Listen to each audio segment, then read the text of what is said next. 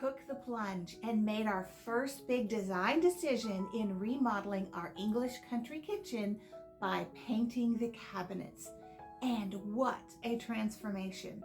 In this episode, we will take that vision farther by installing a countertop on the back wall, a farmhouse sink, a stunning unlacquered brass faucet. I've got a great source for you. We will also install a tile accent wall and a backsplash. That's a lot. So let's jump in.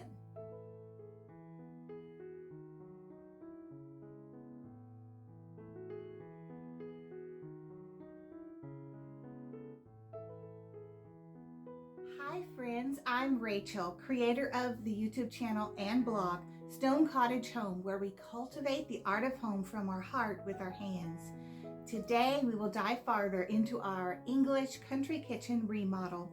Along the way, I'll share with you the thoughts behind my design decisions, the speed bumps we hit along the way, the sources for cottage materials, and the budget for this phase.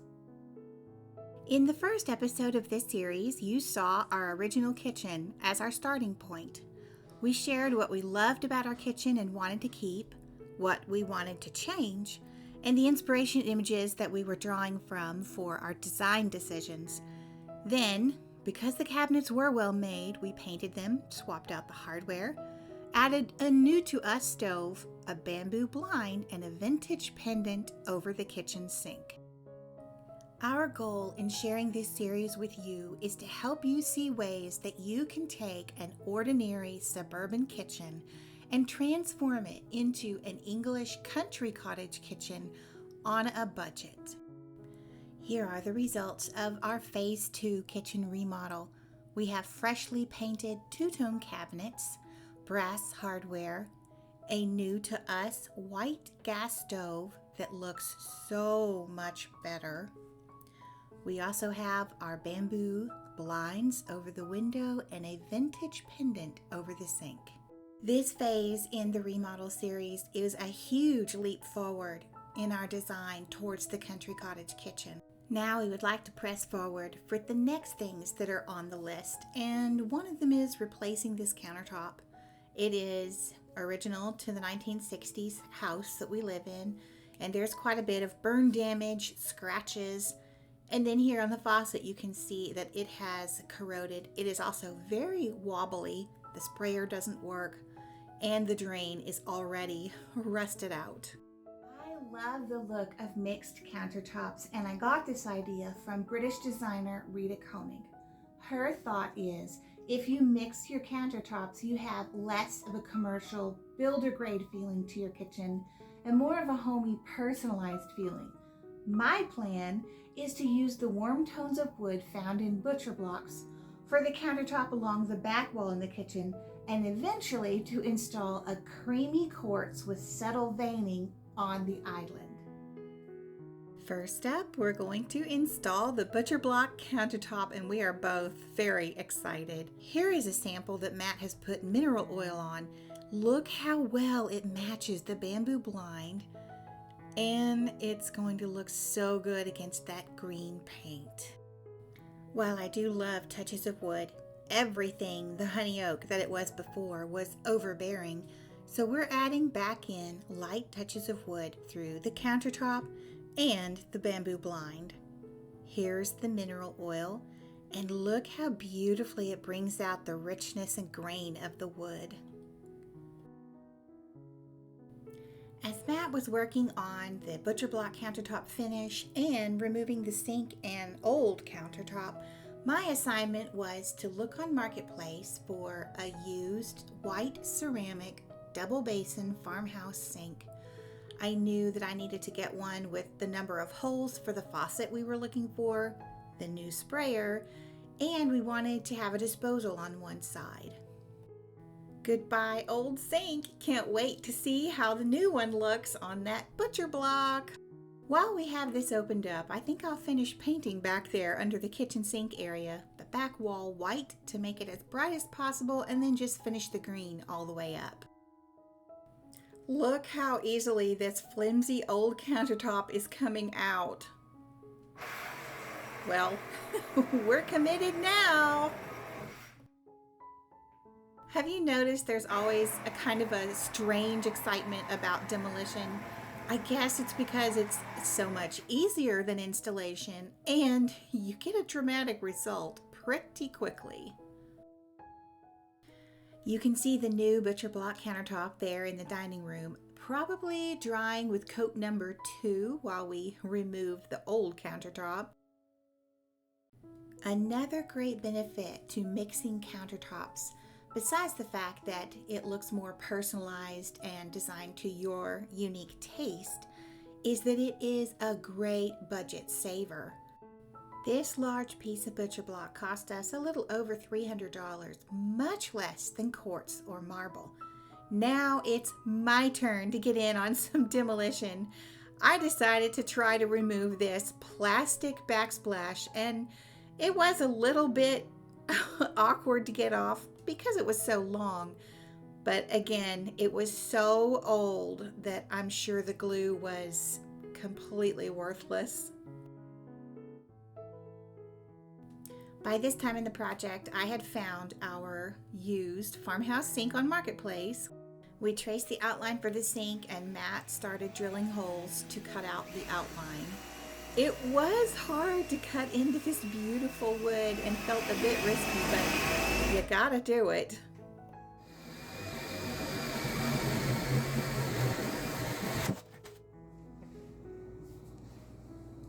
One more. I'm ready. All right.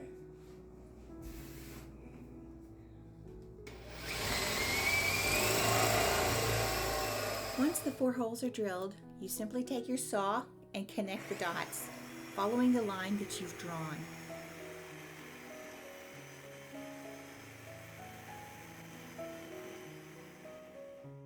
And now we have a hole ready for the sink.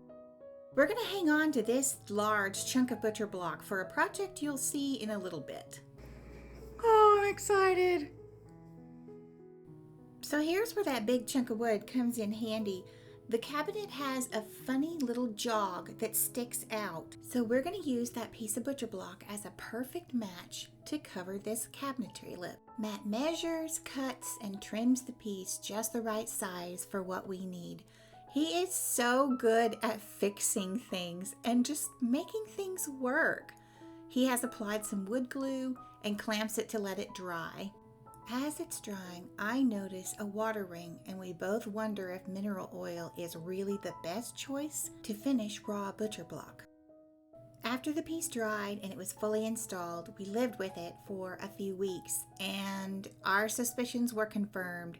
Mineral oil does not work for sealing butcher block, so it's back to square one. With the help of a friend, Matt gets the butcher block back onto the sawhorses, and just look at the water spotting. It almost looks tie-dyed. We decided that a polyurethane finish would be a better option for sealing our countertops, but polyurethane does not like to stick to oily surfaces. Since mineral oil does not dry, the polyurethane wouldn't stick. I had to do some research, and I found that there is a product called de-waxed shellac that will stick to the oily mineral oil finish. I started by sanding to remove as much of the old finish as possible. Then we applied several coats of shellac to completely seal the wood, and finally added a few coats of polyurethane to get the finish on our countertops. Next, I began hunting for a white ceramic farmhouse sink on Marketplace. This is a purchase I was willing to save on and buy a used sink with a few dings in it. Matt and I both really enjoy cooking and our sink area gets a lot of use. I really didn't want something I would have to baby along. I found one we both liked for $45.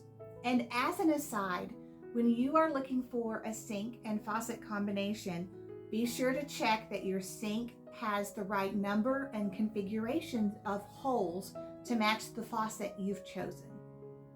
Another new to me material were these unlacquered brass faucets that I was seeing in charming old English kitchens.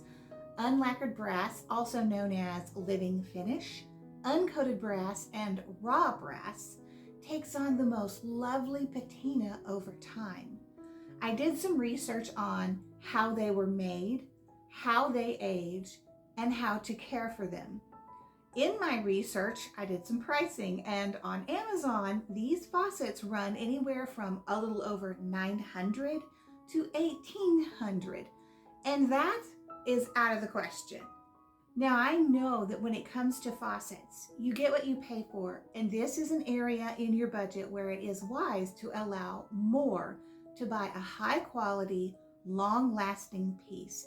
But surely we can do better than that. I'm so excited!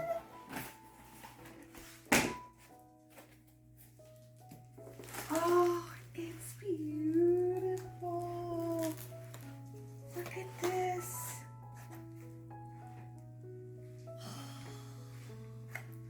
Oh my word. Talk about jewelry for a kitchen. Are you starting to see an English country kitchen emerging? I am.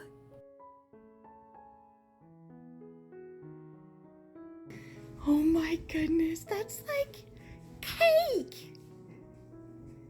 It took a little while for the new brass sprayer to come in, so we reverted to the old faucet while installing the Backsplash.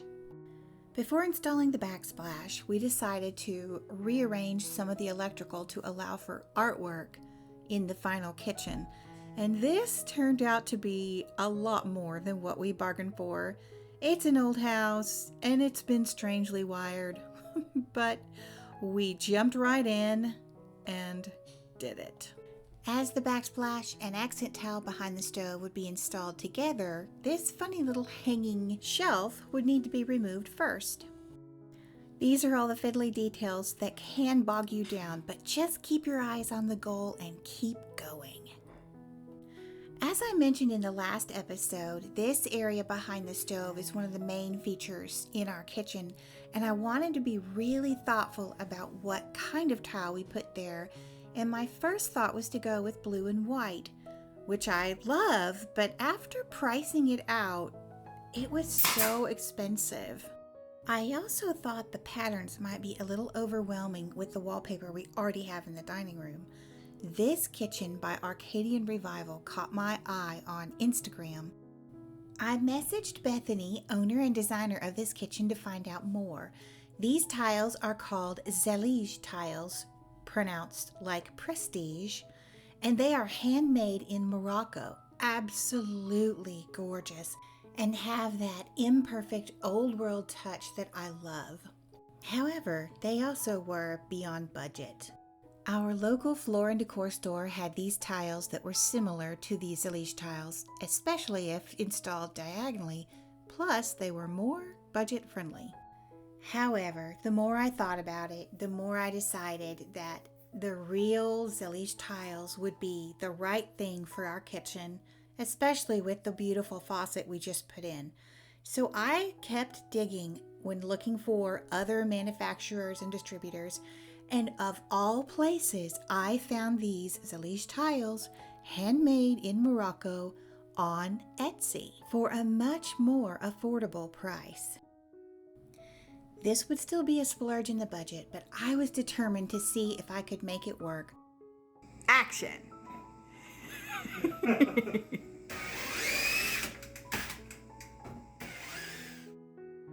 I began evaluating decor around the house and even furniture that I was willing to let go just to see if I could sell enough of it to purchase this amount of tile. The company requires this much as a minimum order, so I had to meet that amount. Towards the end of our visit today, I'll go over with you a breakdown of the budget and exactly how this part of the story ends. One small detail was deciding on whether or not to leave the windowsill wood or to paint it white. Well, ivory, and Ivory lace 1. Just as I love the look of mixing countertops, I also like the look of mixing other material finishes, and there are a lot of benefits to this approach. Not only does it add more color and texture, which adds personality, but it also allows you to play with the budget when choosing material finishes from both the high and the low end of your options. Just before we installed the tongue and groove backsplash, I had an aha moment and realized that we needed to put tile behind the faucet for practical reasons. But once we started doing a dry fit, which is what Matt's doing here, the look of the tile behind the faucet was absolutely stunning. This one decision did throw us off schedule a little bit as we had to order more tile, and we certainly didn't want to order the minimum amount like we did behind the stove. So I thought what I would do is just order a handful of samples and put those together with the remnants we had left over. We placed our order and waited and waited. We even went on vacation. Finally, we contacted the owner of the shop to cancel our order, planning to order from someone else, but his reply was amazing. He checked what was going on at the warehouse, sent our order immediately with a complete refund and a 10% off coupon for our next order. This meant that our tile backsplash behind the faucet was free, and I do highly recommend this company. We all have hiccups every once in a while. We opted to use the timeless and classic tongue and groove paneling for our backsplash, as it would add country texture, it was less expensive than tile, and it was simple to install. I got this idea from Hillary on her YouTube channel, Old World Home. She installed this in her kitchen and it added so much character. To compensate for the extra thickness of the tile on the backsplash and the accent panel behind the stove, Matt installed a thin plywood to use as a spacer. I know we've done many projects like this over the years, but he still continues to amaze me with how much he knows how to do. Once the spacers were glued in place and stapled, Matt began putting up the tongue and groove backsplash. This was very simple to do. Apply your caulk glue, set it into place, and then each board would slide into the groove of the one before. And here you can see that he has cut around the light socket. With each new layer and texture and pattern going up, I get more and more excited as I can see this is going to be an English country kitchen. And even though I'm not really a fan of the dream kitchen or dream home, this is becoming a dream kitchen, even though I didn't set out for it to be. We're getting down to the final details and our to-do list is shrinking. We need to finish priming and painting the tongue and groove, priming and painting the windowsill and install the apron. And then it occurs to me that in my design study, I had really loved the look of corbels attached to the bottom side of the cabinets. There is just something about a corbel that lends a handmade custom cabinetry look to your kitchen, and it also helps to soften the angles of the upper cabinets. We only needed 4 corbels, so we took a quick trip to Home Depot to see what they had, and they had quite a few options. These here are a bit fancy, but this one here has the low, simple profile I was looking for. In design, I was wanting the corbels to be more of a supporting layer and not a feature. And look how perfectly they fit! Adding details like these corbels are the happy accidents that happen when you take your design and all of your projects slowly and let them build over time. This phase of the remodel has clarified our vision for creating an English country kitchen from our ordinary suburban kitchen. Let me share with you the budget breakdown from the first two phases and the itemized expenses from this phase. In phase 1, we had a single expense of the copper pendants for approximately $350.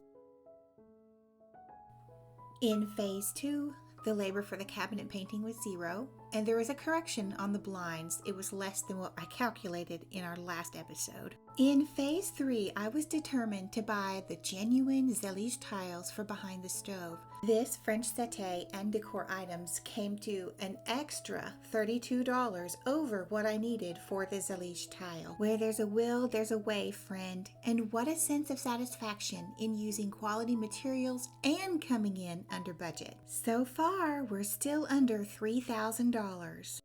Okay, friends, are you ready for the reveal?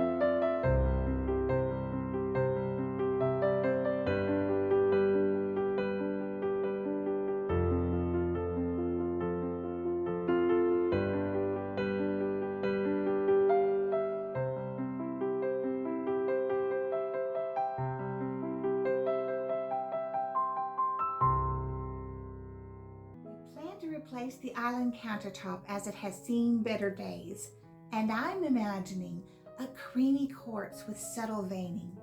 We priced out a few pieces that are the size we would need, and turns out this will be the single most costly investment in our whole remodel. So we'll probably save for about a year. In the meantime, I have a bit of a design dilemma. The wall behind the island is broken up by a tall, thin cabinet that creates two awkward spaces on either side, and I'm not really quite sure what to do with it. Now for the next phase. As you know, once you've made a design choice, the next step often becomes apparent. And for us, the black dishwasher really stands out.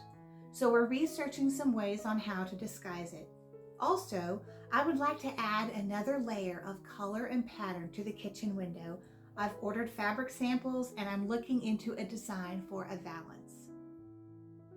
Are you picking up lots of useful tips, inspiration, and motivation for creating the English country home for your family? If so, please leave your comments below on what has been most helpful to you. Your feedback is valuable in helping us know how to help you best. Thank you for coming along today. I can hardly wait to share the next phase with you. We have a surprise for you. Until then, take care.